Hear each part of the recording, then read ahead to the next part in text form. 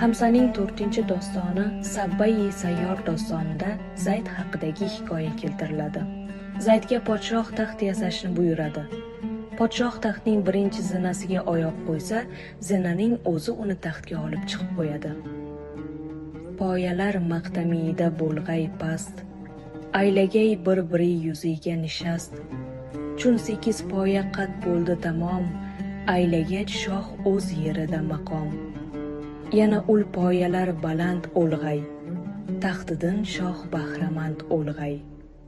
Kim qayon shah bo'lur nishodangiz, oz ishorat bila yugurgay tez.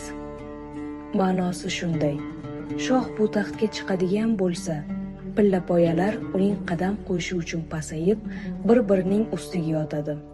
Shoh shu 8 poyaning hammasini bosib o'tib, o'z taxtiga o'tirgach, u zinalar yana baland ko'tariladi.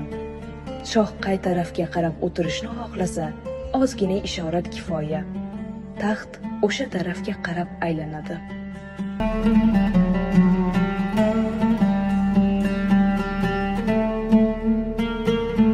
Barchaga yaxshi ma'lum, 1928-yilda Toshkentda ixtirochilar Grabovskiy va Belyavskiylar elektr nur yordamida harakat qilayotgan tasvirni bir joydan uzatadigan va qabul qiladigan apparat yaratib, uni muvaffaqiyatli sinovdan o'tkazdilar.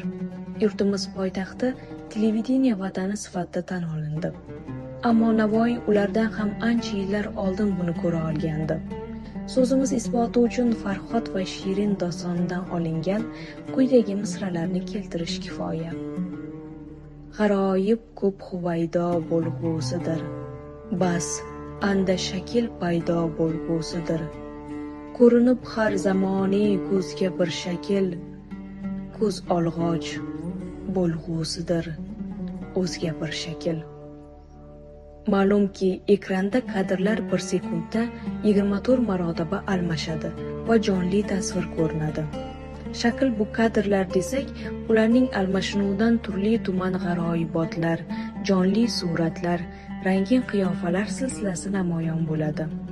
Eng ajablanarlisi, Navoiy bu qurilmani ham o'z holicha Oynai jahon deb nomlaydi. Farhod uzoq Arman o'lkasining malikasi Shirinning husni jamolini aynan shu vosita orqali ko'rib, unga mahliyo bo'lib qoladi.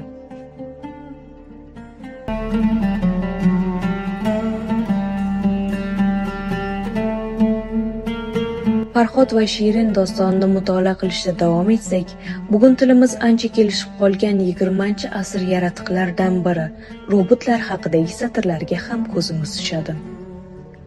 Bo'lur darvoza ichra oshkoro, temir jismiki qilmish paykar oro.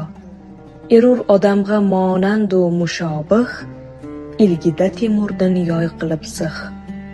Ma'nosi shunday: u odamga juda ham o'xshar, qo'lida o'tkir o'q tortilgan temir yoyni ushlab turar edi. Boshidan oyoq sovutga o'ralgan bu temir odam ich-ichidan yonib turardi.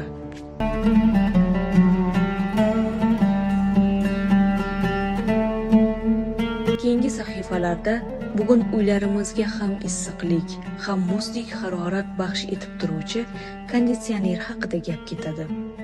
Ki har sori lavhi erur tabiya, birida yelu, birida o't tamiya. Ma'nosi shunday: choxning ikki yoniga yaxshilab qarasa, biriga o't, ikkinchisiga havo deb yozib qo'yilgan.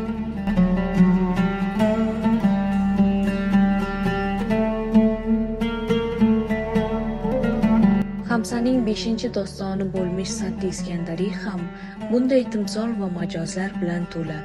Masalan, Iskandarning suv tubiga tushish uchun shishadan maxsus noyob apparat yasatgani hikoya qilinadi. Qilib suv tubin ko'rmak andishaye, hamul hikmat ahli yasab shishaye. Bu yangliq qilib cho'kdi daryo quyi, ana qariga chekdi daryo suyi. Ma'nosi quyidagicha: suv tubin ko'rish orzusi Iskandarda tug'ildi. Olimlar tez orada shishadan bir idish yasadilar. Iskandar xavf-xatar bilan shisha ichiga kirdi. Uning og'zini mum va po'kak bilan mustahkamladilar. Dengiz suvi uni o'z qa'riga tortib ketdi. Shunday qilib suv tubida noma'lum bo'lmish butun g'aroyibotlar boshdan oyoq namoyon bo'ldi. Tasavvur qudratini qarangki, Navoiy batiskafni ixtiro qilgan shvetsariyalik olim August Pikardan ro'pparosi 463 yil oldin suv tubiga tushuvchi qurilma, uning shakli, qismlari haqida yozib qoldiryapti.